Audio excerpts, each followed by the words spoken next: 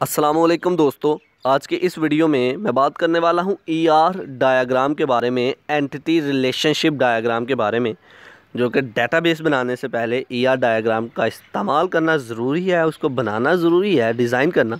तो बगैर टाइम ज़ाया किए चलिए शुरू करते हैं। ईआर डायग्राम को पीछे छोड़ते हैं, पहले कॉन्सेप्ट डेली लाइफ में जो हमारा कॉन्सेप्ट है उसको लेते हैं। मान लें कि आप एक हाउस बनाना चाह रहे हो, घर बनाना चाह रहे हो, तो क्या करते हो आप? एक इंजीनियर को बुलाते हो। वो इंजीनियर क्या करता है?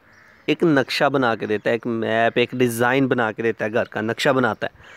अब जो बनाने वाला है वो उस नक्शे को देखता है और उस नक्शे के मुताबिक जो है घर बनाता जाता है। ऐसे ही है। पहले क्या होता है, सबसे पहले एक ग्राफिकल शक्ल दी जाती है हाउस को। उस ग्राफिकली शक्ल को एक बनाने वाला देखता है और उसी के मुताबिक उस घर को बना देता है। अब आते हैं ईआर डायग्राम की तरफ। जैसा कि नाम से ज़ाहिर है, ER diagram, ER entity relationship diagram. Entity क्या है?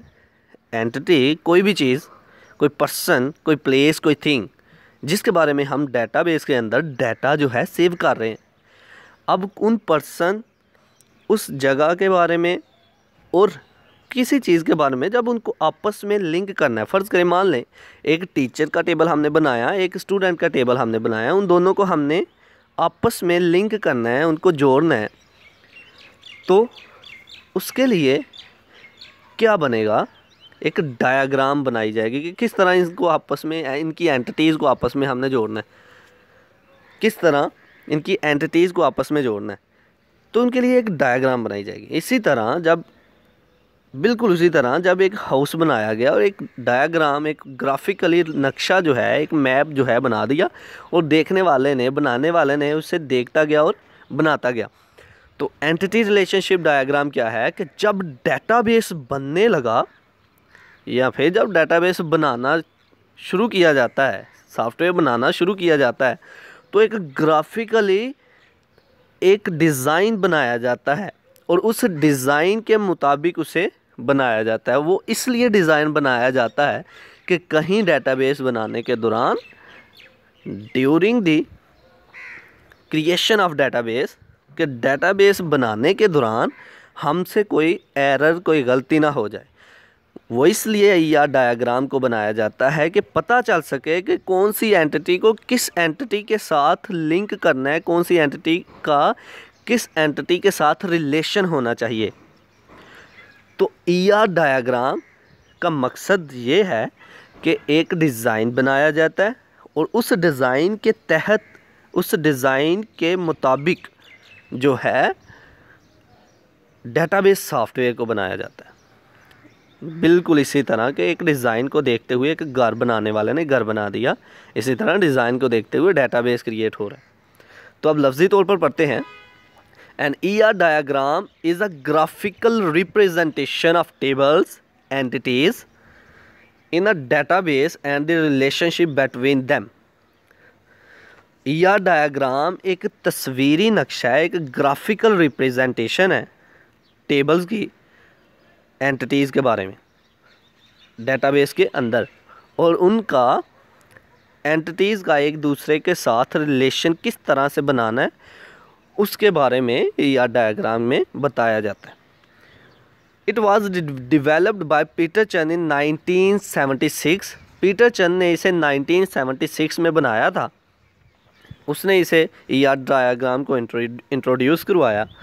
ER diagram uses symbols to represent 3 different types of information. ER diagram में सिंबल्स बनाए गए, इन सिंबल्स की मदद से मुख्तलिफ़ किस्म का डाटा जो है रिप्रेजेंट किया जाता है।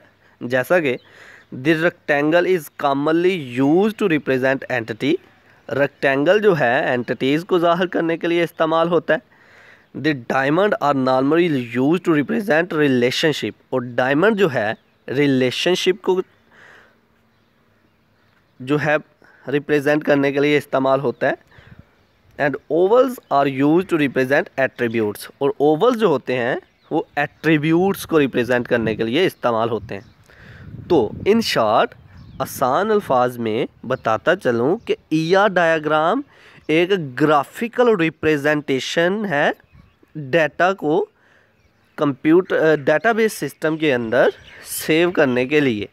एक ग्राफिकल रिप्रेजेंटेशन ऑफ टेबल्स है डेटाबेस को बनाने के लिए, ताकि एंटिटीज़ को किस एंटिटीज़ के साथ रिलेट करना है इन चीज़ों के बारे में पता चलाया जा सके। ईआर डायग्राम जो है एक ग्राफिकल रिप्रेजेंटेशन ऑफ टेबल्स है entities in database and the relationship between them. तो ये था आज का हमारा लेक्चर जिसमें हमने बात की ईआर डायग्राम के बारे में। आई होप कि आप लोगों को मेरी ये वीडियो पसंद आई होगी। Like this video, share this video and comment below this video if you have any question. Thanks for watching. Subscribe focus group. अल्लाह हाफिज़।